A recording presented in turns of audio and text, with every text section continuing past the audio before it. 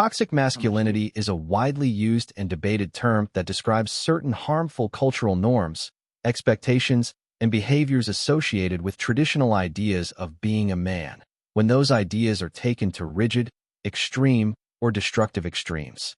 It does not mean that masculinity itself is toxic, nor that all men or all masculine traits are bad. Instead, it points to specific patterns of behavior and belief that cause damage to men themselves, to women, to other men, and to society. Core elements most sources agree on. The concept usually revolves around these three main pillars, often cited in psychological and sociological discussions. Toughness versus stoicism. Men must always appear strong, emotionally invulnerable, and independent. Showing sadness, fear, pain, or needing help is weak or unmanly. Anger and aggression are the only socially acceptable emotions. Anti-femininity. Anything culturally coded as feminine must be rejected or devalued. Emotions like empathy, nurturing, vulnerability, accepting help, doing domestic work, enjoying arts, poetry, flowers, etc. This often fuels homophobia, fear and rejection of gay men, and misogyny, devaluing women and femininity. Power, dominance, and control. Men should seek to dominate others, sexually, physically, socially, economically. Hypercompetitiveness, entitlement to sex and status, using violence or intimidation to maintain hierarchy. When these expectations become rigid rules that boys and men are heavily socialized or punished into following, they produce harmful outcomes. Common negative consequences. For men, higher suicide rates, reluctance to seek therapy and help, substance abuse, loneliness, poorer physical and mental health outcomes, suppressed emotions leading to explosive anger. For others, increased domestic violence, sexual violence and assault, workplace harassment, bullying of non-conforming men, homophobia, transphobia, reinforcement of gender inequality. Consequences for society. The normalization of aggression as manly, but also higher rates of certain violent crimes and resistance to emotional intelligence in leadership and relationships. Here, in the movie Night Moves, by film director Kelly Reichardt, Josh, Jesse Eisenberg, Dina, Dakota Fanning, and Harmon, Peter Sarsgaard, meet in Harmon's trailer to finalize the logistical details for buying the ammonium nitrate, and likely other materials. The next day, we can definitely identify several markers of toxic masculinity, even though Kelly Reichardt films them in a very subtle, minimalist way, without ever naming them explicitly. Here are the main elements that illustrate this. In the scene, and in the trio's overall dynamic around this moment. Harmon embodies a classic form of hardened and militaristic masculinity. A former Marine, he lives isolated in his trailer in the middle of nowhere, speaks little, but when he does, it's with pragmatic, cynical authority that he treats the operation like a military mission: efficiency, silence, no unnecessary emotions.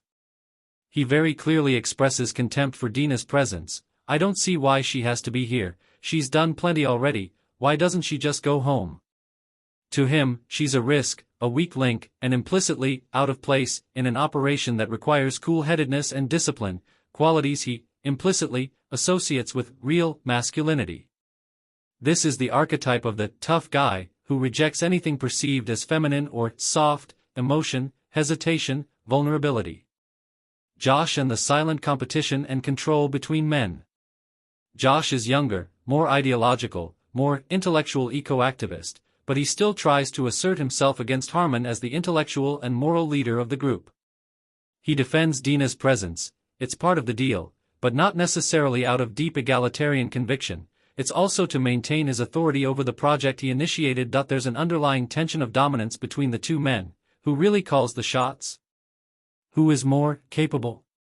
Harmon represents physical and pragmatic masculinity, Josh represents cerebral and ideological masculinity. Both refuse to give ground, and Dina becomes almost an object in their negotiation. Dina reduced to the role of financial provider and risk to be managed. She funds the boat, $10,000, she's the one who will buy the fertilizer, in the tense scene with the seller, but in the trailer, the two men talk about her in the third person as a logistical problem rather than an equal.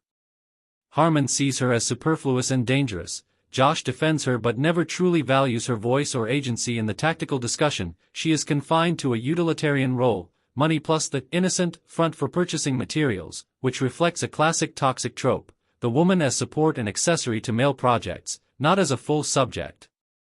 Emotional suppression and objectification of the mission.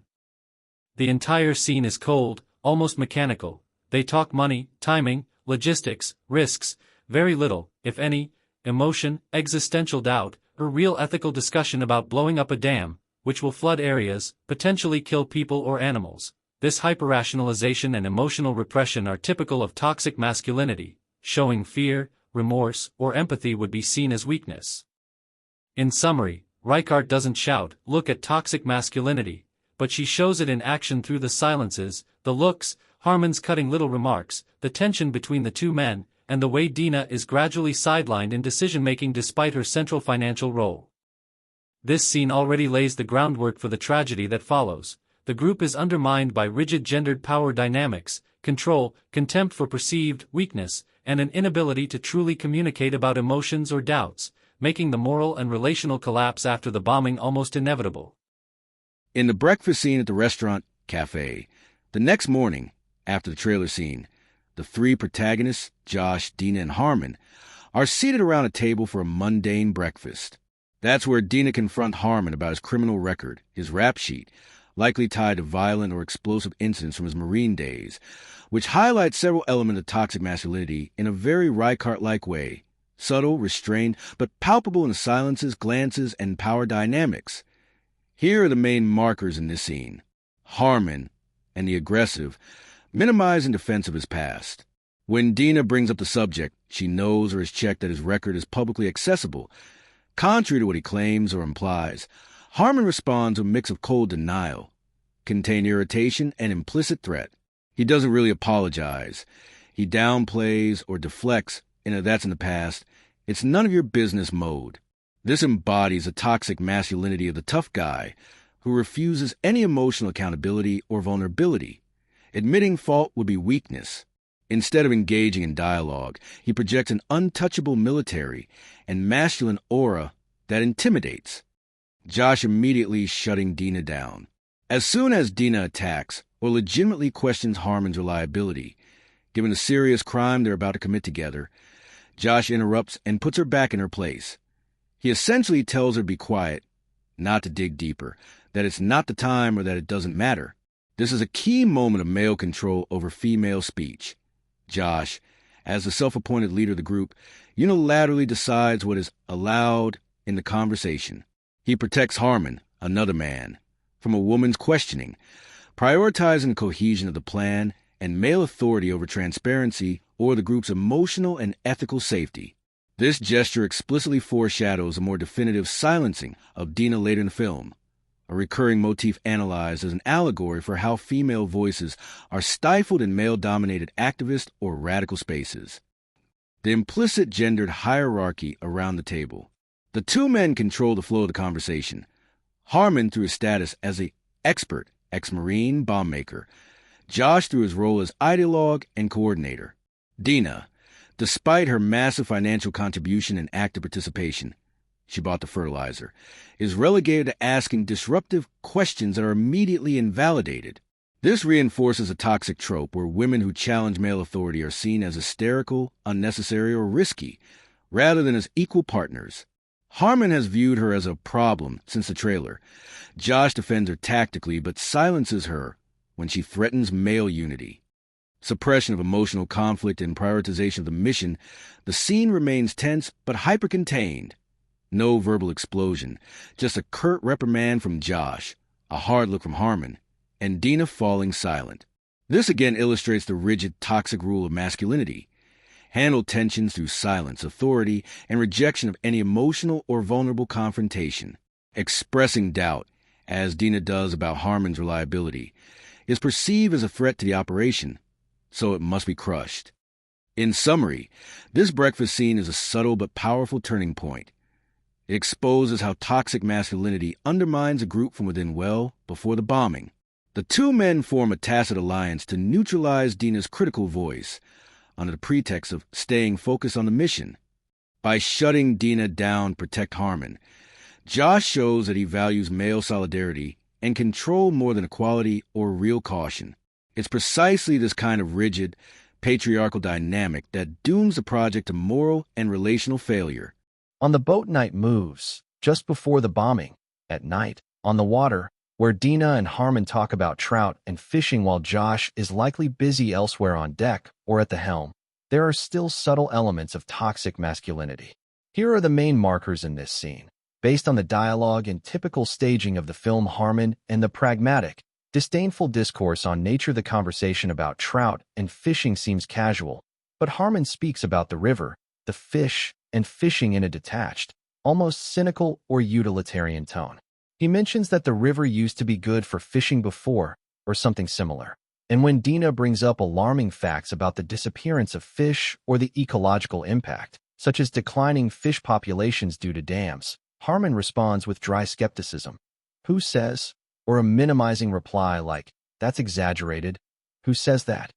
This embodies the toxic masculinity of the realist tough guy, the pragmatic ex-Marine, who dismisses emotional or alarmist environmental concerns when they come from a woman. For him, nature is a hunting, fishing, conquest ground, not a fragile ecosystem to be protected with empathy. He implicitly defends a traditional masculine view. Dominate nature rather than worry about it sentimentally.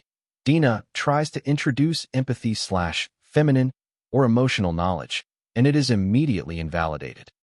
Dina talks about trout with a certain tenderness or concern. She knows the dam destroys habitats, fish ladders, etc., linking it to broader ecology and biodiversity loss.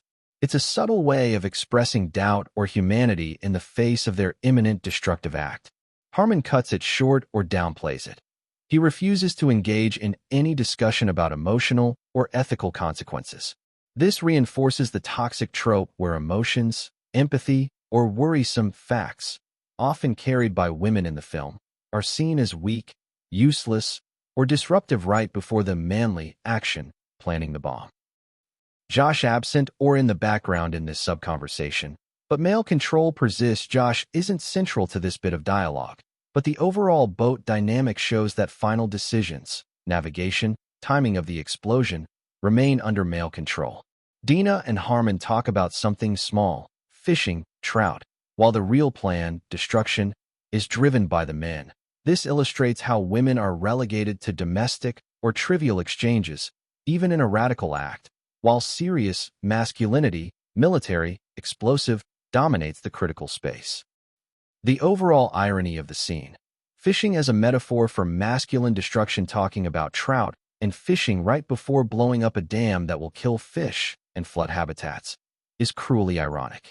Harmon, who has probably fished in these waters, is about to help ruin them permanently, an ultimate form of destructive domination over nature, aligned with a masculinity that values violent action and control over preservation or reflection. The boat named Night Moves, stealthy, masculine, becomes the instrument of this efficient violence, contrasting with the light conversation about fishing that masks the gravity. In summary, this nighttime scene on the boat is a final discrete example of how toxic masculinity permeates the group right up to the end. Rejection of emotional, ecological doubt, carried by Dina, cynical minimization by Harmon, and prioritization of hard action over any form of vulnerability or empathy. It's this constant repression that makes their eco-act so paradoxical and self-destructive, a subtle critique of radicalisms riddled with the same patriarchal norms as the system they're fighting.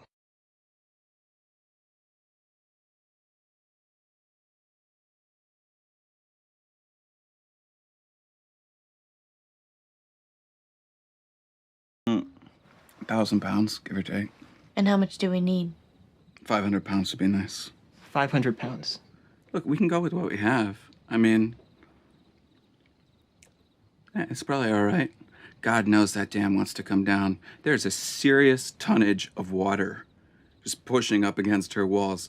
Everything in the world is telling her to give up and let go. But still, I mean, we should just help her all we can.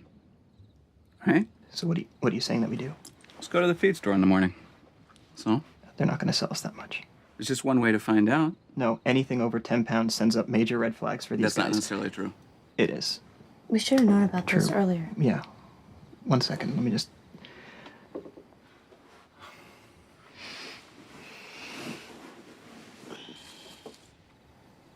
Okay, now, if that's what we gotta do. Yeah. All right, we'll go out in the morning. And we'll come back here and stuff the turkey. Harmon, Hey, man, how you doing? keep my nose clean, you know. Glad to hear it. Well, you have a good day, brother. You too. Take it easy. Yeah. See you around.